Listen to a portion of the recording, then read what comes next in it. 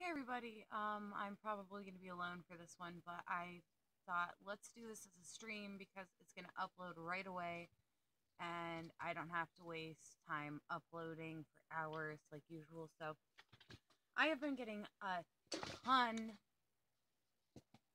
come on kittens, I have been getting an absolute ton of questions related to tattoos and piercings, and actually those videos are my best videos. They are received incredibly well.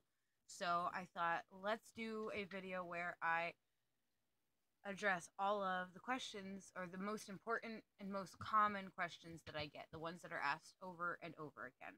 I apologize for background noise. My grand kittens are ridiculous. So, anyways, I thought let's do this video today because Friday I will be my video will be uploaded on tattoo care. Monday did the piercings care, so why not? This is relevant. All right, so the first question I get asked quite often actually is, what do I think of guys with their navel or belly buttons pierced? I think that's pretty cool. I think it's rad, honestly, because it's very unique and it's not common. Uh, Obviously, it's not common if it's unique, but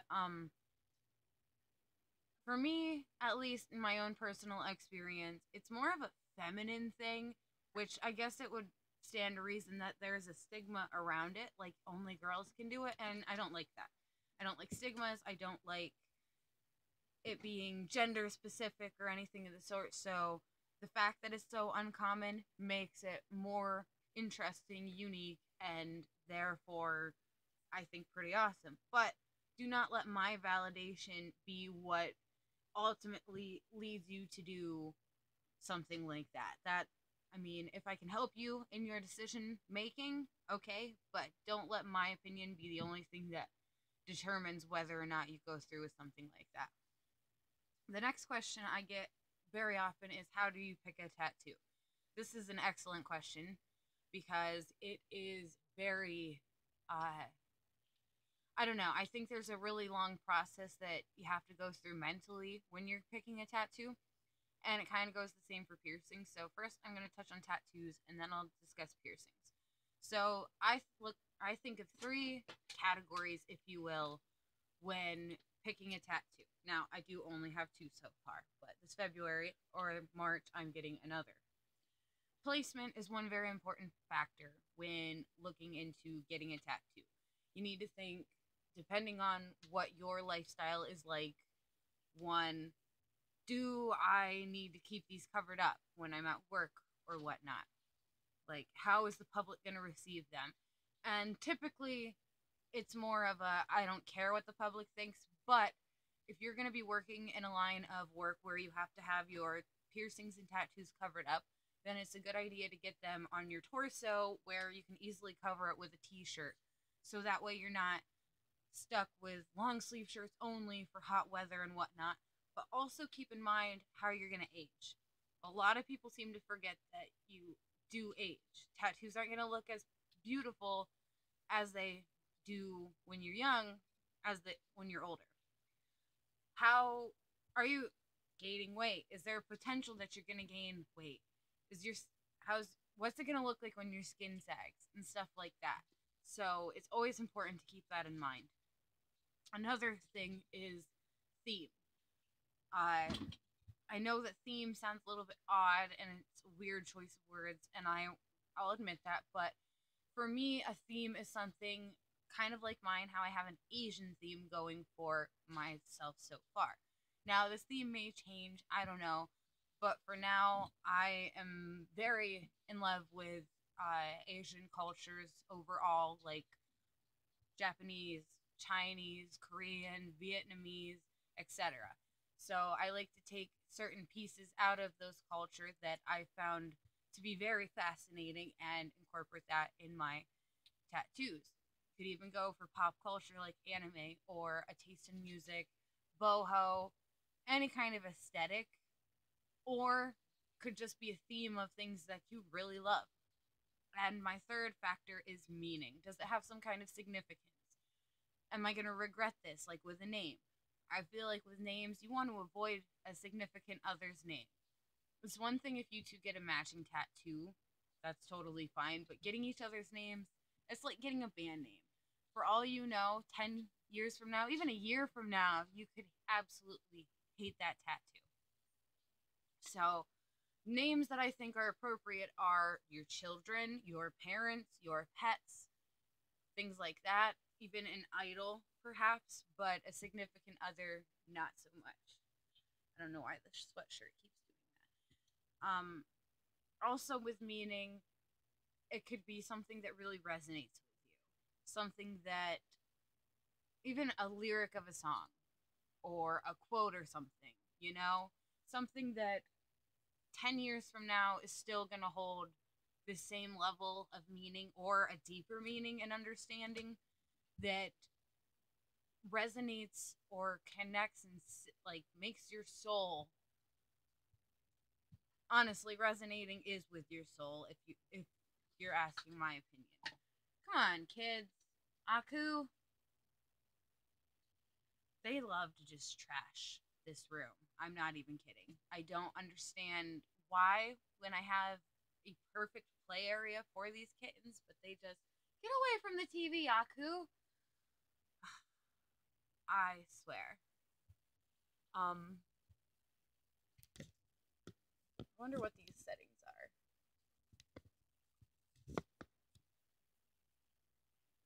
Anyway, so let me get rid of what I just did. I don't even know what I just did. Okay, there we go.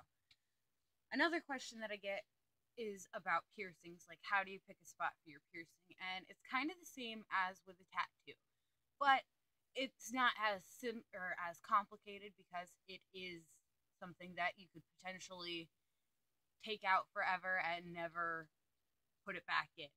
I mean, granted, if you have them for a certain amount of time, the hole will always be there, but you don't have to wear the jewelry.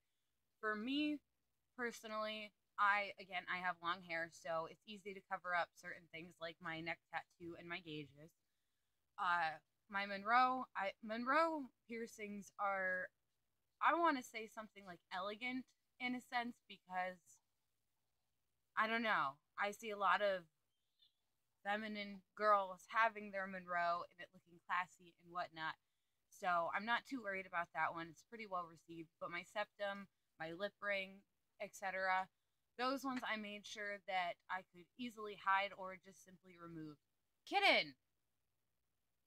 Aku! I swear. I wish I could just pause this like I do on my normal videos, but because I'm live, I can't do that. I mean, when you see this, it probably won't be live, but I just like to make sure that when I have a piercing, it is something that can easily be covered up, taken out, whatever. Like with my septum ring, if I want to, I can, if I'm wearing this kind, I can take off the balls if I want, or just simply, see if I can do it, if I can keep it straight, shove it in my nose, and there, no septum. But piercings are a lot less complicated than tattoos. There's no other way to put it. Another question that I get very often is, what if I'm not artistic enough to make my own custom tattoo or to like create a concept piece? And that's a fantastic question that I get asked a lot, or I see people say all the time while I'm browsing the internet. You can either find someone that is super talented and have them create the piece for you, or your tattoo artist, if they're a great artist, they will know exactly how to create the piece you want. What I did for my shoulder tattoo is I had multiple images of sakura branches, cherry blossom branches, and I took a bunch of pictures and then I kind of highlighted the areas that I really liked and then made descriptions on another piece on like just a simple notebook paper that were the parts of it that I wanted to combine and transform into something that's completely original yet still has the same elements that I was attracted to. And then I went to my artist who has done both of them and I gave him the description, showed him the pictures and stuff, and he sketched it up or sketched a small piece up on the transfer paper. And then once I gave him my final input and we were able to develop something I liked. We went from there, and he drew it on my shoulder because it was such an awkward place for the transfer paper. But basically, we transformed these other pieces into something that was 100% original based off of my own ideas, and then got exactly what I wanted. Another thing I want to mention is I see a lot of people who feel pressured to automatically love what their tattoo artist has, like what they've created, and you don't have to. Do not ever feel like you must go with the first thing that you see that they have sketched based off of what you have told them. This is going to be permanent for the most part, unless you decide that you want to cover it up, and cover ups are difficult. Or, I mean, they're not impossible, but they are complicated, especially depending on the tattoo and the colors and whatnot. So that's why it's so important to pick a tattoo that you're never going to regret. But never settle for anything less than what you love. Your tattoo artist wants your honesty, regardless if you think it's going to hurt their feelings or not. They want your honesty because they want you to be satisfied with that tattoo. They want you to love it. They want you to love the work that they were able to do for you and come back potentially and tell everybody what a great job they did. If you keep working with them, they will end up getting it and you will be totally satisfied. Another thing I would like to say is there are certain artists that are mediocre, and then there's others that are absolutely phenomenal. Mediocre artists are the ones who just use templates that they got off the internet, and they just have other people, they take these other images that are already created and transfer them onto someone's body. Whereas a great artist is going to have their work plastered all over their shop, pictures of people, sorry about that, but pictures of happy customers with their tattoos and portfolios upon portfolios of the work that they have done. The artist that I go to has that kind of shop. And trust me, I've seen multiple shops, and the reason I decided to go with this artist solely, one, was because of seeing all of the work that he has done. Two, knowing how long he has been in business kind of helps. And three, after the first tattoo and all of the tattoos my mom has had from him, I was sold. And then when I went for the second time, my expectations were like, here's my expectations, which are pretty high, surpassed totally. I think that's everything that I really feel like I need to address. Oh, another thing, this isn't so much a question as a comment, but I know what it's like to feel, I don't even know the word, but I know that feeling where you've had to wait so long and then you're finally able to do something. You're finally able to get your first tattoo, your first piercing and whatnot. And you have so many planned, and now that you're able to, you just want to dive right in. Slow down and take it easy. I can't stress that enough. I was that kind of person. When I got my nose pierced and then I met my ex-boyfriend who was covered in piercings and tattoos, I wanted every single one I could get right away. It was not a good idea. I moved way too fast, and that's why my eyebrow piercings got rejected. That's why I ended up taking out most of them. I never thoroughly thought it through, and being 14 and 15, I didn't have that capacity. There's a reason why you have to be 16 and have your parents' consent and with you, or 18, because your decision-making process is going to be significantly better than when you're younger. Another thing is, I understand that tattoos are an amazing, amazing thing, but they're permanent. Statistically, females are better at picking tattoos that they won't regret than males. And I don't want this to turn into I'm discriminating against trans people or anything. because true trans people, their brains function like the gender that they transition to become. So I'm not discriminating against them. I'm just saying people with a female mentality are typically better off at making long lasting and permanent, essentially permanent decisions than someone who is male or male mentality. And I'm not totally sure why that is, but that's what I've seen. That's not saying every single guy out there can't make permanent decisions, but it's just the majority. But I want to preface this because it's very important when you're getting a tattoo. It is a lifelong commitment, regardless of how small it is or how seemingly insignificant it is. And it's important to take it slow for the simple fact that you're not even the same person you were a month ago. I love the song that Rebecca Sugar made on Adventure Time, Everything Stays. Everything stays right where you left it. Everything stays, but it still changes ever so slightly, daily and nightly, in little ways, when everything stays. And it speaks for itself. Like we're constantly evolving and growing as individuals. And songs that I loved for years, I find myself no longer loving.